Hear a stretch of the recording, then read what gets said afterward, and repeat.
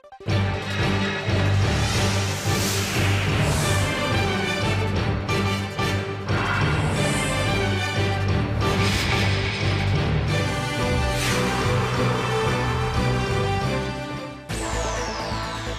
the headlines this hour, 2 days to go till the local elections in Korea. Parties' internal polls reportedly forecast tight battles in many regions. South Korea's chief negotiator to the six-way nuclear talks is in Washington to discuss the possibility of resuming the framework. And former comfort women stage a rally just outside the Japanese Diet's lower house, demanding apology and compensation. Hello and welcome to the program. Thanks for joining us. I am Kang Chae-ri in Seoul. With just 2 days left until June 4th local elections, Korea's rival parties are making their final pushes while downplaying their chances of a big election day victory. Kwon So-ah tells us more. With just 2 days before voters take to the polls for local elections, rival political parties are trying to figure out where they stand in key swing regions. Although the media is forbidden from releasing opinion polls 6 days before elections, internal polls within the parties are allowed, and they suggest a number of tight races. The last official poll numbers from last week showed the ruling Saenuri Party had the upper hand in 6 regions and the main opposition New Politics Alliance for Democracy in 5. But the ruling party now says it is only certain of victory in 4 regions, and the main opposition party believes it has a high chance in winning in just 3 regions. Both parties are referring to their traditional strongholds. As there are less than 2 days of campaigning left, political analysts believe the two parties are merely trying to boost support and encourage voter turnout by suggesting they are facing unfavorable odds. This was also seen in their reactions to the early voting turnout on Sunday. The ruling Saenuri Party expressed concerns about the high voter turnout among young people, while the main opposition New Politics Alliance for Democracy said the number wasn't actually that high, considering that the majority of the country's 35,000 soldiers are part of the 16% of young people who voted in advance. Experts say voters in their 40s to early 50s will hold the key to the local elections this year. Kwon So-ah, ARIRANG News. South Korea, the United States, and China may be edging closer to working out a way to restart the long-stalled six-party nuclear talks. This is according to Seoul's nuclear envoy, who is now in Washington for talks with his U.S. counterpart. Choi Yoo-sun tells us more. This latest visit to Washington by South Korea's chief nuclear envoy has many wondering if it could offer a turning point for the long-stalled six-party talks to denuclearize North Korea. Starting with last week's South Korea-China foreign ministers meeting, we've been discussing the conditions to resuming denuclearization talks with countries like the U.S. and China. To that extent, we plan to hold an in-depth discussion with the U.S. The envoy's remarks hint there may be possible progress on the North Korean nuclear issue ahead of Chinese President Xi Jinping's expected visit to Seoul this month. When Chinese Foreign Minister Wang recently came to Seoul, China asked South Korea to actively push for the talk resumption, to which the South expressed its will to set the pre-talk conditions. In fact, Seoul has taken a more flexible stance on the matter as of late, recognizing there's need for a venue to discuss disarming the North, albeit under a set of conditions. The South Korean negotiator in Washington said this is because the regime conducted 3 nuclear tests, 2 of which took place since the talks were suspended 5 years ago. Therefore, Seoul will seek to mediate between Washington and Beijing as the U.S. insists the North take concrete steps to prove it's ready to give up its nuclear arms before dialogue can reopen. Japan recently agreed to lift sanctions if the North reopens a probe into the abduction of Japanese nationals is another issue of concern. When their nuclear envoys meet Monday, Seoul and Washington are expected to agree that Tokyo should remain committed to the 3 parties' cooperation on resolving the North Korean nuclear issue. Choi Yoo-sun, ARIRANG News.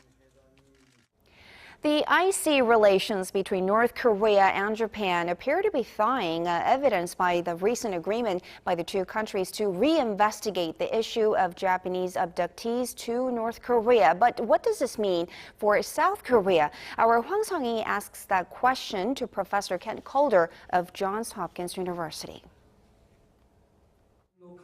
Dialogue between North Korea and Japan could be a chance for Pyongyang to blunt cooperation among South Korea, the United States, and Japan. In an interview with ARIRANG News, Professor Kent Calder of Johns Hopkins University said it's important for Tokyo to refrain from making any separate arrangements. The heart of cooperation, of course, is the Korea and ROK and the United States. But as a supportive element, Japan could be valuable. And so I think our three countries can't afford to see North Korea drive a wedge there. That said, generally, I think some pattern of dialogue, as long as there's coordination behind the scenes among the allies, is important. Professor Calder said dialogue is key to bringing back Japanese citizens kidnapped by North Korea in the 1970s and 80s. 5 Japanese abductees were returned in 2002, but the fate of several others remains unknown. In other words, there could well be Japanese citizens still alive in North Korea who never will be able to come home if there's not some process of dialogue. Once fresh investigations begin on the Japanese abductees, Tokyo has promised to lift sanctions and to reconsider humanitarian aid to the north, reducing Pyongyang's dependence on Beijing. Professor Calder said the possible breakthrough is also a rare diplomatic achievement for Prime Minister Shinzo Abe, under whom Japan has seen ties sour with China and South Korea. I think we're at a period where the Abe administration realizes that it can't be a player on Northeast Asian geopolitical issues without some kind of contact or dialogue with DPRK. Well, there has been Japan-North Korea talks, and Washington has also been conducting 1.5-track informal dialogue with North Korea. Doesn't that leave South Korea out of the picture? Well, it's very important that South Korea not be left out of the picture. That's absolutely the case. I've felt strongly for a long time that the credibility of the Korea-U.S. alliance is really the cornerstone of our position in the Pacific and one of the key global elements. Professor Calder stressed the importance of dialogue, but said quiet consultations between Seoul, Washington, and Tokyo must remain intact at any cost. 황상희, ARIRANG News. 300 former sexual slaves from 8 different countries have gathered in Japan to carry out a demonstration demanding Tokyo give an official apology and legal compensation over their wartime enslavement of women. Connie Kim tells us more. Victims of Japan's wartime sexual slavery from 8 countries rallied in front of the Japanese Diet's lower house on Monday, calling on politicians in the country to settle the unresolved issue. On the sidelines of the 12th Asian Solidarity meeting in Tokyo, around 300 former comfort women, their families, and civic activists showed up for the demonstration, along with foreign embassy officials from 18 countries. Today's rally, there were grandmothers who visited Japan for the first time to speak about the horrific atrocities they have experienced. The Korean Council said that the participants submitted an appeal asking Tokyo to acknowledge that Japan set up and administered military brothels during World War II. They're seeking an apology and compensation for the victims, and that future generations are educated about the historical atrocity so that it never occurs again. It was another opportunity to push the Japanese government to acknowledge their past wrongdoings and provide compensation through legal means. Following the public protest, victims will speak in front of 7 universities in Tokyo on Tuesday and Wednesday to inform the younger generations that are unaware of Japan's history. Connie Kim, ARIRANG News. For the latest in news that impacts Korea and the world,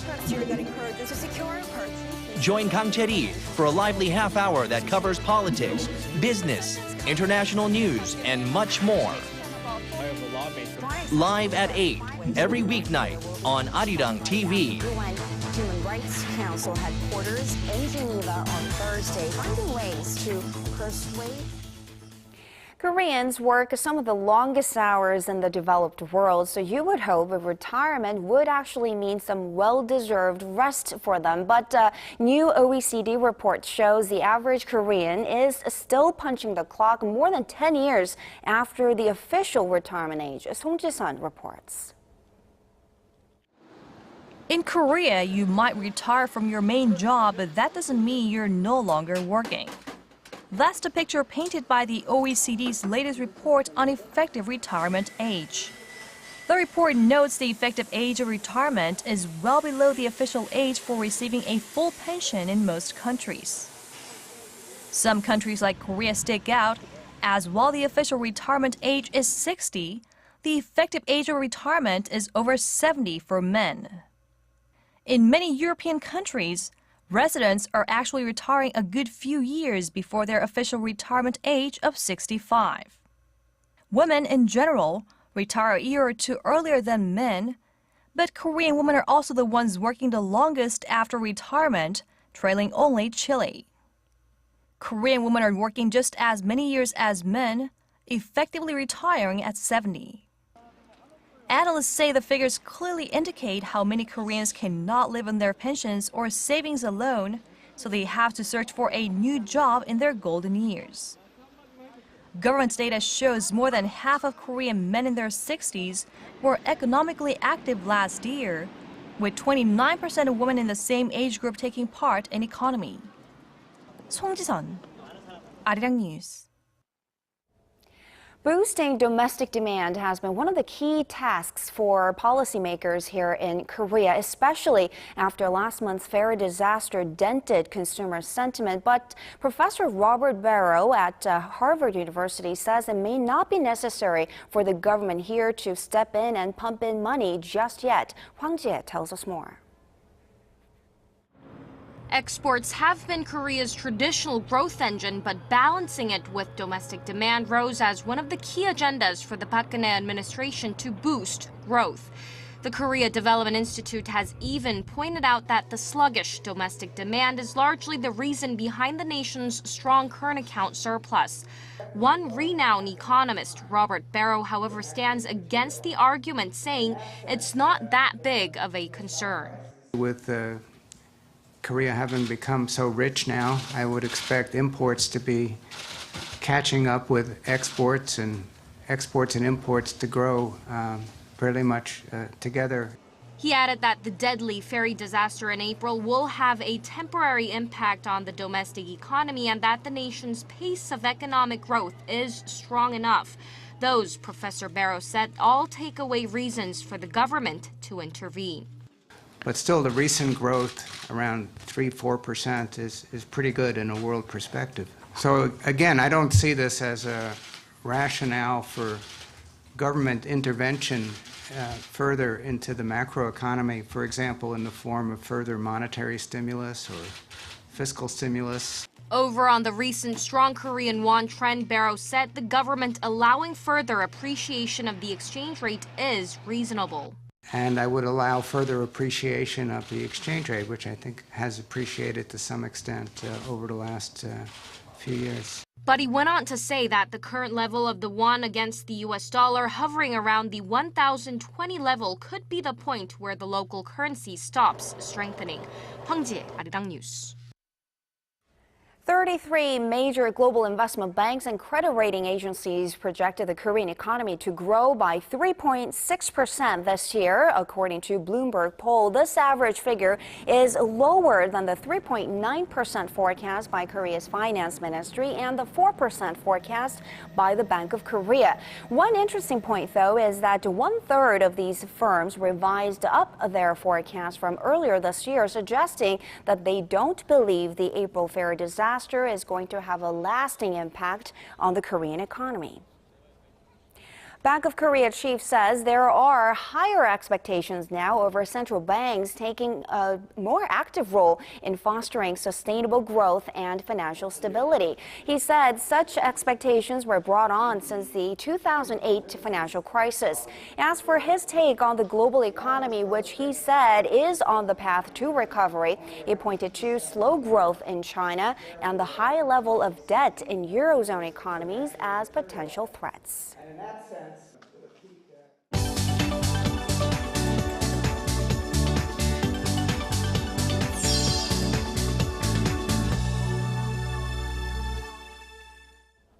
A British newspaper claims that organizers for the 2022 World Cup in Qatar paid off senior FIFA officials millions of dollars to ensure the bid for the international football tournament. For more on the story and others, Paul is joining us from the News Center. So, Paul, is there any weight to these claims at this point?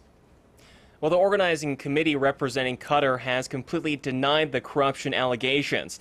They added they will fully cooperate with FIFA investigators to, quote, take whatever steps are necessary to defend the integrity of their bid.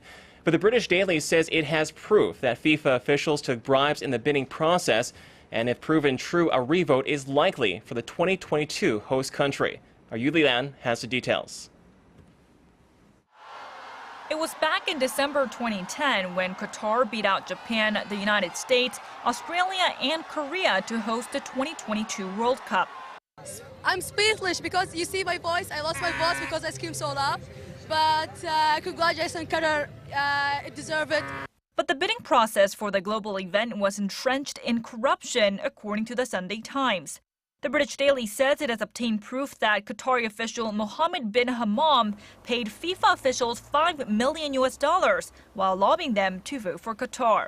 The Daily says it has hundreds of millions of emails, accounts, and documents that detail the payments. The revelations have FIFA facing calls to rerun the bidding competition for the 2022 World Cup. FIFA's Vice President Jinping says he would support the move if the corruption allegations were indeed proven true.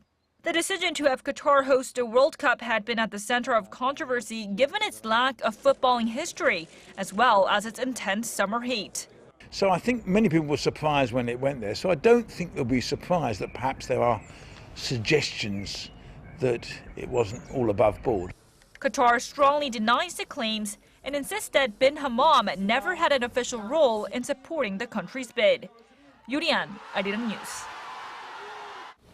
An American soldier held captive by the Taliban for nearly 5 years now is finally on his way home after being freed in exchange for 5 senior Taliban officials. I'm sure the family and friends are overjoyed with this news, but it looks like the U.S. government is facing a lot of criticism for this swap.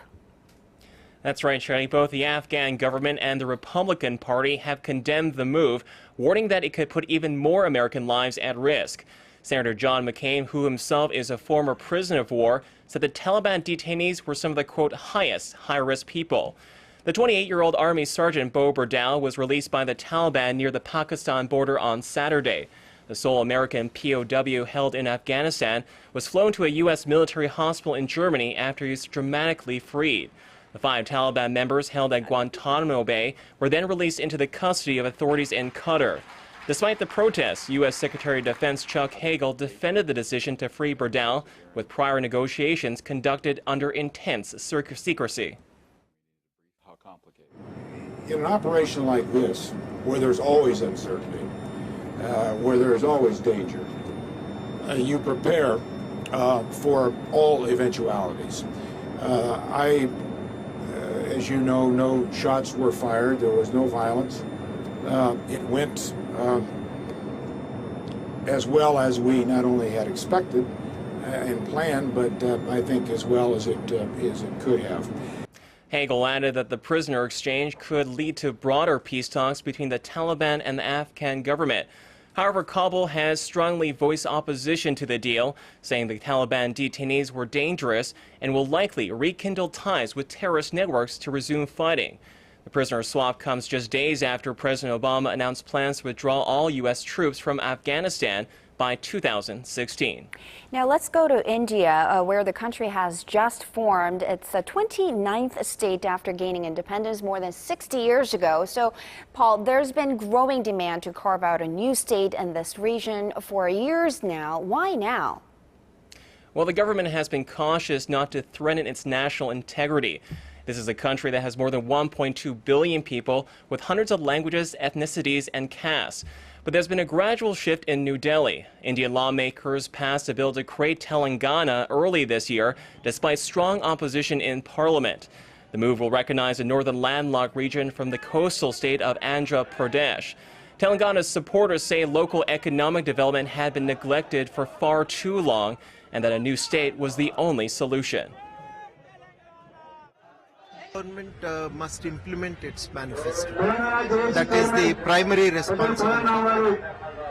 Basically, the Telangana people are looking for rapid development of the region and an equitable distribution of the benefits. In simple terms, people are looking for inclusive growth, and that is what we expect the government to fulfill. Officials say the deal had been delayed due to contention over Hyderabad, India's sixth largest city. The booming state capital is home to many international companies such as Google, Microsoft, and Dell. The city had suffered through years of strikes and at times violent protests for and against the creation of Telangana. I see now. Finally, researchers at Columbia University have successfully grown human cartilage for the very first time in medical history. Paul, how did they achieve this scientific breakthrough? Well, the scientists used stem cells from adult bone marrow and condensed them through a process that mimics how the human body produces fully functional cartilage. And if proven safe to use on patients, it can potentially revolutionize modern medicine. According to the research team, cartilage is a simple but important tissue. It's the only tissue in the body that does not have blood vessels or nerves, but it doesn't have the ability to heal over time. Scientists say this method will eventually be able to help people regrow parts of their body, including the jaw, knees, and fingers. But the research team cautioned that this was just the first step. Yes, this is a kind of technology that should, in principle, make it possible to regenerate any piece of bone interfaced with cartilage in the body. So we do have technology, we do understand underlying principles, but we are not ready to go into patients, so there is a lot of preclinical work that will need to be done to make this happen.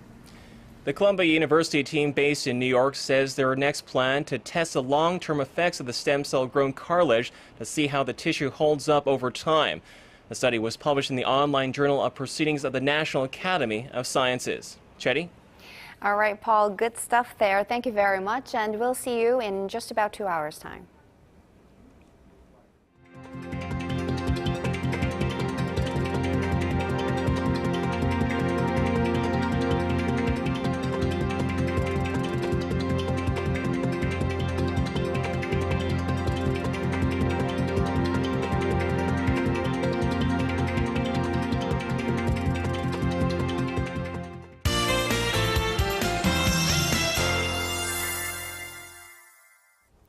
We're getting showers at this hour here in Seoul, and Po-kyung is joining us for more on the weather conditions right here in the studio. Po-kyung, I'm not a big fan of this. Everything is so damp. I know, and I'm guessing that many would agree, but let's just hang in there a bit longer because at the moment, most parts of the country are seeing showers, which will continue through tomorrow morning. Taking a look at our current conditions, a low pressure system from China is leading to nationwide precipitation, and through tomorrow, less than 5 millimeters is forecast for the central regions, and about 20 to 60 millimeters should fall in Gyeongsangnam-do province, so make sure to keep an umbrella handy. Well, temperatures have dipped about 5 degrees compared to yesterday, and visibility on the roads is down to 5 kilometers, so please be careful behind the wheel. Otherwise, heavy rainfall advisories have been issued for Jeju Island. Taking a look at Tuesday's readings, Seoul tops out at 26 degrees. Daegu, Gwangju, Busan hit the low 20s. Moving on to other places, Daejeon and Jeju peak in the mid-20s. Dokdo and Mount Kumgang hit 21 and 19. And that's all the updates for now, and here's a look at the international weather.